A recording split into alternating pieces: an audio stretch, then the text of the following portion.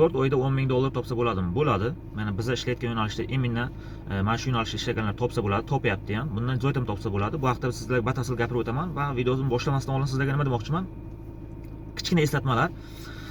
Xo'p, avvalambor assalomu alaykum, hurmatli aka-ukalar, opa-singillar. Birinchi o'rinda e'tibor beramiz. Eslatma, undan keyin mavzuga o'taman. Ehtiyot bo'lamiz. Angliyaga yopiq yo'nalish hozir. Angliyaga yana biror kishi sizga jo'natamiz, chaqiramiz, olib kelamiz desak, ishonmaysizlar, hammasi mashinalik. Angliya shu bilan 1 yildan keyin ochiladi, u ham davlat orqali, migratsiya orqali bo'ladi. Ikkinchi mavzumiz xuddi shunaqa, mana Germaniyaga ham, Shotlandiyaga ham, Angliya va o'sha rivojlangan davlatlarga ham aytishyapti. Ya'ni oldindan to'lov yo'q deb sizda ilintirib olishar. Ilinganingizdan keyin kam pul yig'ishni boshlaydi. O'shanga ilinasiz, u ham bo'lmagan gap. Birortasiga ishonmang, bu ham hammasi mashinliklar. Unaqa narsalar mumkin emas. Keyin yana bitta narsa, hozir juda ham rivojlangan, Telegramdan sizga link jo'natishyapti. Ya'ni to'yga marhamat, to'yni rasmi yoki mana bu sizning rasmingiz, yo mana unga siz uyalmaysizmi? Shunaqa xullas qarindoshingiz ham jo'natish mumkin. Bunga aldanib qolgan odamlar jo'natadi faqat. Ular virus jo'natyapti. Mana shunaqa narsalarga ham ehtiyot bo'lamiz. Keyin agar shunaqa narsa telefoningizga tushsa, telefoningizdagi pullaringiz, hamma narsangiz ketadi. Telefonlaringiz ham blokka tushishi mumkin. Telegram, WhatsApplaringiz hammasi yopilib ketishi mumkin. Shuning uchun mana shularga e'tibor berib aldanib qolmaymiz do'stlar. Shularni eslatib o'tmoqchiman. Keyin 10 ming dollar Yevropada topsa bo'ladimi? 10 ming dollar Yevropada topsa bo'ladi. Bemalol 4 oyda topsa bo'ladi. Ya'ni imенно bizlarda ishlayotgan yo'nalishimizga, ya'ni hamma yo'nalishga ham va'da bera olmayman. Imенно mana shofyorlik yo'nalishiga bemalol 10 ming dollar 4 oyda topsa bo'ladi. Buni ham birdaniga yangi kelgan odam topa olmaydi. Siz mana bu bizlarda ishimizga kirdingiz. Kirganingizdan keyin boshlaysiz. Misol uchun 2200 dollardan boshlasangiz oyligingizni, u 2200 dollaringiz har 45 kunga tepaga qarab ko'tariladi. Ya'ni deyaylik, bir 3 oy ishladingiz, siz 3 oydan keyin o'zi 2,5 ming dollardan ziyod olayotgan bo'lasiz oyiga.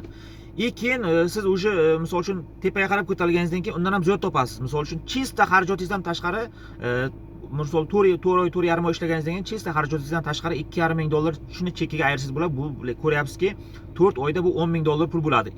Men chaqirgan aka-ukalarimiz, hozir misol uchun 5-6 kishiga yaqin odam chaqirib qo'yganman. Shulardan 2 kishining oyliklari menikidan ham ko'p. Nima uchun menikidan ham ko'p? Chunki u kishilarga C kategoriyasi bor va ularga kod 95 bilan chip karta degan narsa bor.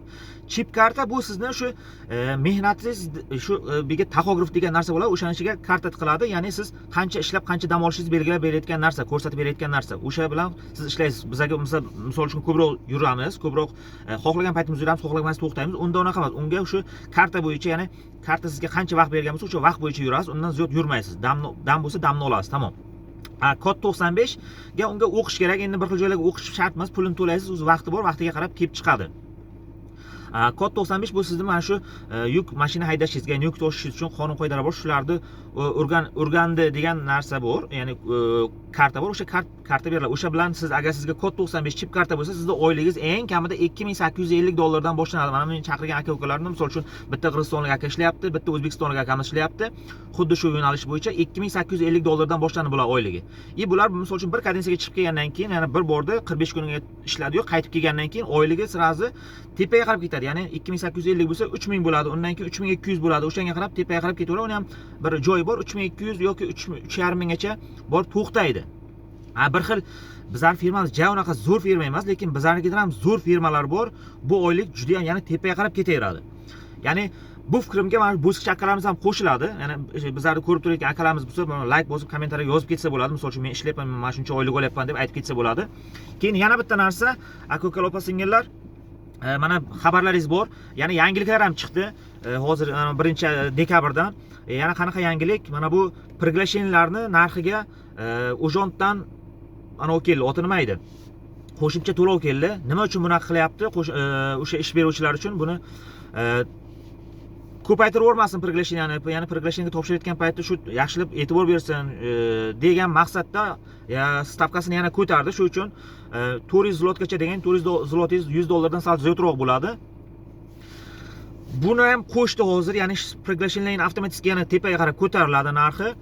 Keyin undan keyin aka-ukalar, bu приглашенияni misol uchun men qilib beryapman-ku. Qarangizlar, men buni oldin ham aytganman, bundan keyin ham aytaman, hozir ham qaytarib o'taman. Ya'ni приглашение sizni olasiz, navbatga qo'yasiz, navbatingiz elchixonaga borasiz, suhbatdan o'tasiz, viza bersa kelasiz, viza bermasa kela olmaysiz. viza bermasa sizni pulingizni hech kim qaytarib ham bermaydi. Keyin приглашение oldi degani siz 100% Polshaga kirib kelasiz yoki Yevropaning любой davlatiga siz kirib kelasiz yoki любой vizani olasiz. Bu приглашение chiqdi, hamma narsa hal bo'ldi degani emas. Imенно Polsha uchun gapiryapman. Приглашение просто sizga shu elchixonaga borishingizga, shu viza so'rashingizga bir sabab. Keyin viza olib kelsangiz agar Yevropaga o'sha borib ishxonaga borib ishlashingiz uchun sabab bo'ladi.